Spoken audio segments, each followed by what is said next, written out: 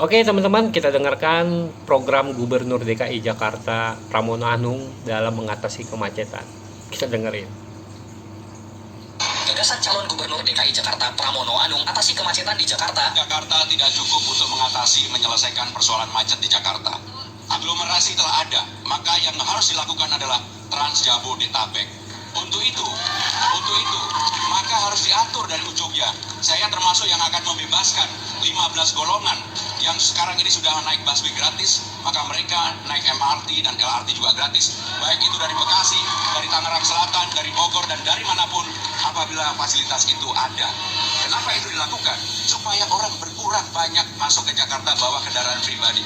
Jadi maka dengan demikian yang paling penting untuk mengatasi kemacetan di Jakarta adalah Trans Jabodetabek. Oke, masuk akal sih. Tapi kalau saya bilang ya ini wacana tolol, wacana goblok lah. Ya begitulah Jakarta. Selalu diisi sama pemimpin yang nggak bisa kerja, ngoceh aja jago. Idenya sih gue terima gitu kan. Karena Jakarta setiap hari itu masuk dari Tangerang, Bekasi, Bogor ya.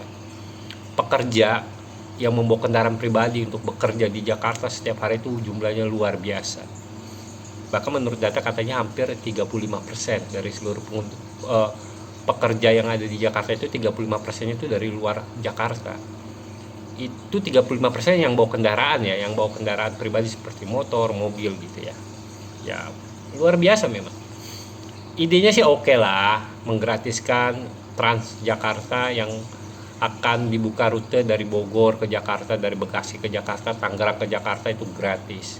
Dengan harapan para pekerja ini mau beralih dari menggunakan kendaraan pribadi, mendingan naik angkutan umum gratis, nggak macet lagi. Kan Transjakarta kan punya jalur khusus ya kan. Oke lah. Tapi kan ini wacana goblok. Ini akan mengurai kemacetan Jakarta hanya sekian persen. Karena intinya nggak disentuh gitu. Gue berani taruhan, ini Pramono Anung jadi gubernur dengan kekuasaan dia bisa mengatur Jakarta. Terus kita pilih satu lagi nih, mesti ada pembanding dong, kita adu. Kita pilih satu orang dari driver, misalnya dari driver online lah, yang setiap hari muter-muter Jakarta nih. Kita cabut juga nih untuk jadi gubernur tandingan dengan kekuasaan yang sama. Mana yang bisa mengurai kemacetan Jakarta? Saya yakin driver taksi online ini akan lebih punya cara untuk menyelesaikan kemacetan Jakarta, karena dia setiap hari menemukan kemacetan itu. Jadi saran saya nih buat Pak Pramono Anung, gubernur saya, gubernur DKI yang saya nggak pilih, ya karena saya nggak suka, nggak bisa kerja gitu loh. Kalau Anda mau mengurai kemacetan di Jakarta, Anda hapus dulu layanan pengawalan. Anda dalam waktu 4 bulan aja, setiap hari dari kantor ke rumah, dari rumah ke kantor, terus Anda mau rapat apapun itu, gunakan kendaraan pribadi Anda tanpa pengawalan. Jadi nggak ada buka tutup jalur tuh. Dari situ Anda baru melihat bahwa Jakarta itu sumber kemacetannya apa aja. Kalau Anda nggak pernah ngalamin kemacetan, gimana Anda bisa mengurai kemacetan? Itu cara berpikir tolol. Cuman wacana inilah, teori inilah, teori itulah. Rasakan dulu. Kalau Anda merasakan, Anda akan bisa langsung membuat keputusan. Misalnya Anda dari rumah nih mau ke kantor nih, terus tiba-tiba di jalan Anda macet sampai 1 jam. Begitu Anda merayap, nggak taunya di ujungnya ketemu nih, wah ada pasar ini pasar bikin macet nih. Anda langsung telepon Pak Sekda atau siapalah, coba diatur nih pasar ini bikin biang macet nih, coba ditertibkan, tapi jangan digusur, dialokasikan kemana supaya ini jalan nggak kepake nih untuk jualan. Terus besoknya Anda ketemu lagi kemacetan, tiba-tiba setelah terurai Anda lewat setelah 2 jam mengalami kemacetan, oh ternyata angkot nih yang keroknya, oh ternyata ini nih. Jadi Anda tahu, macet-macetan nggak pernah kok mengurai kemacetan. Orang tolol itu namanya kalau saya bilang. Nih saya ajarin Pak Gubernur cara ngatasi kemacetan Jakarta. Saya ajarin efektif, nggak perlu waktu banyak, 1 bulan mungkin kelar. Pertama, tertibkan setiap pasar. Dari parkir liar, keluarkan pergub. Tidak ada lagi boleh kendaraan mendapat izin khusus parkir di jalan. Karena kita tahu ya, selama ini ada beberapa pasar, mall ataupun tempat-tempat makan ya, yang ada lambang boleh parkir di sini yang dikelola oleh Dishub. Diadakan semua. Itu biang kemacetan. Anda tahu Pluit?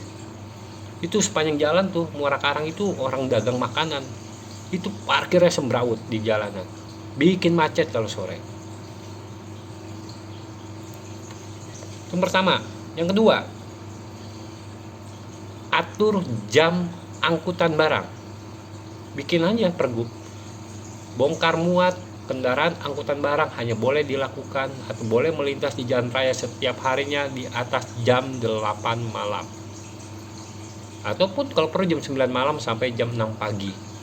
Jadi sumber kemacetan itu banyak disumbangkan oleh angkutan-angkutan besar yang bermasalah.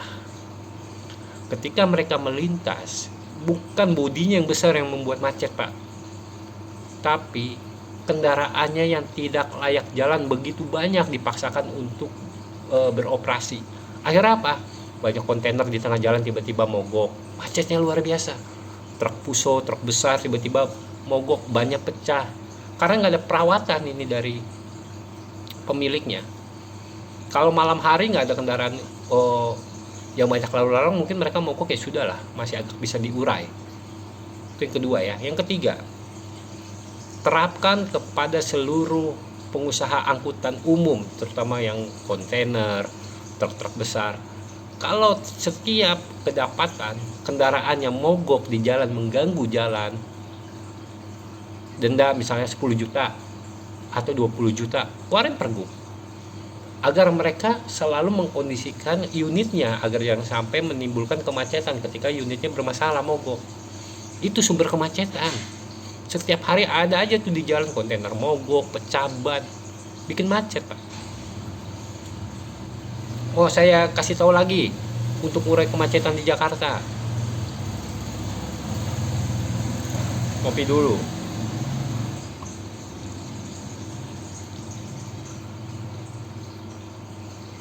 Keluarkan pergub atur kerja 2 shift. Jadi bikinlah yang namanya perusahaan itu ambil yang shift pagi sampai sore, ada yang kerjanya karyawan itu kerja dari sore sampai malam. Bisa nggak? Bisa. Jadi dipilah-pilah, misalnya perusahaan ini bergerak di bidang logistik gitu. Ya kalau pagi sampai sore itu perusahaannya disuruh tutup, nggak boleh buka. Dia boleh buka di atas jam 5 sore. Karyawannya juga masuknya jam 5 sore. Ya pulangnya mungkin sampai jam 12 malam gitu. Ya nggak masalah, karena dia kan pagi siangnya dia bisa istirahat. Jadi shift kerja itu dibagi waktunya. Enggak serentak semua dari jam 7 sampai jam 5 sore itu serentak seluruh Jakarta itu beraktivitas. Bikin 2 waktu aja, kenapa nggak bisa? Oh ini sulit, oh itu sulit, lama-lama akan bisa. Semua itu bisa karena terbiasa.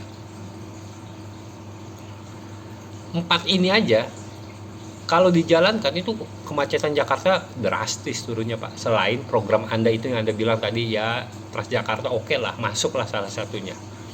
Tapi yang intinya jalanin dulu. Ngerasain dulu macet-macetan, jangan lu mau enak jalan setiap pergi lancar mulu, gimana lu bisa tahu Jakarta itu macetnya kayak apa kalau lu setiap hari berangkat itu lancar. Lu nggak pernah tahu begitu banyak tikungan, pasar, putaran balik, mobil parkir, truk mogok, itu sangat mengganggu. Lalu jumlah driver online sekarang yang punya mobil, jadi dibatasi juga. Ini kan wewenang Anda tinggal tegur aplikator untuk menyetorkan jumlah data berapa banyak sih mitra driver online nih, yang mobil ya, di Jakarta khususnya. Supaya nggak semua mereka tuh nyender di pinggir jalan, bikin macet juga, Pak.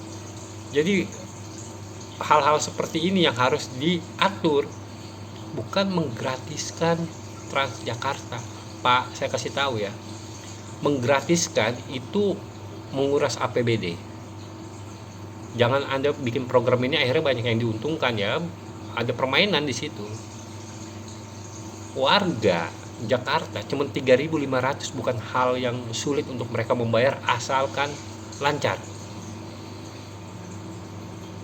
Selama fasilitasnya oke, trayeknya lancar, 3.500 semua bayar Pak, nggak ada yang keberatan, nggak perlu digratiskan.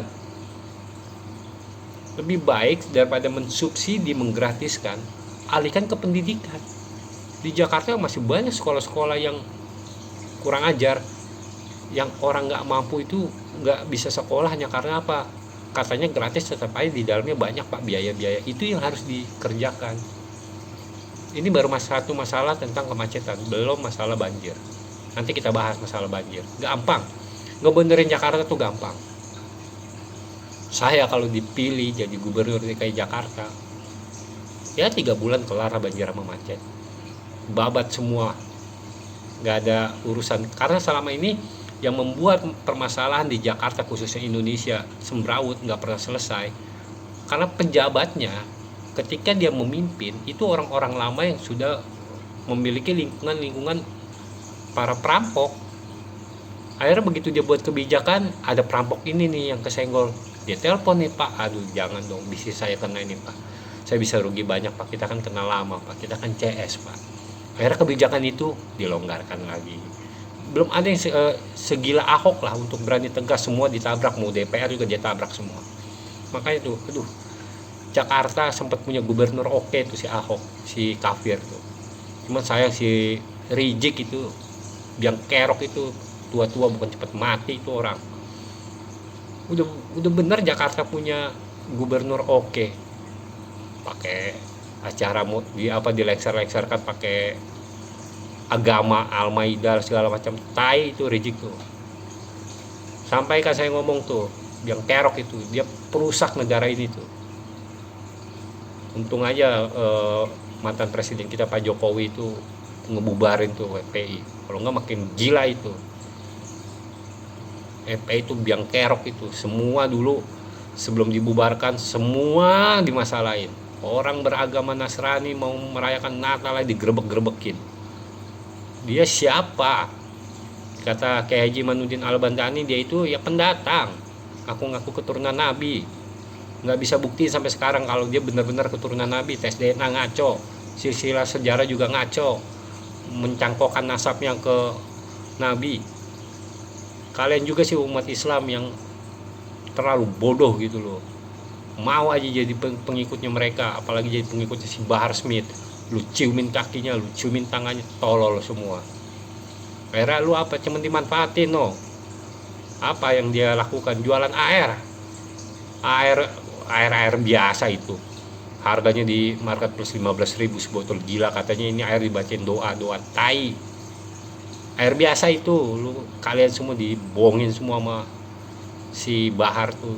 Kaya dia tuh sekarang dari jualan air. Karena apa? Karena kalian percaya, berbondong-bondong beli gitu. Tololnya luar biasa. Muak saya kalau ngeliat orang-orang munafik kayak gitu.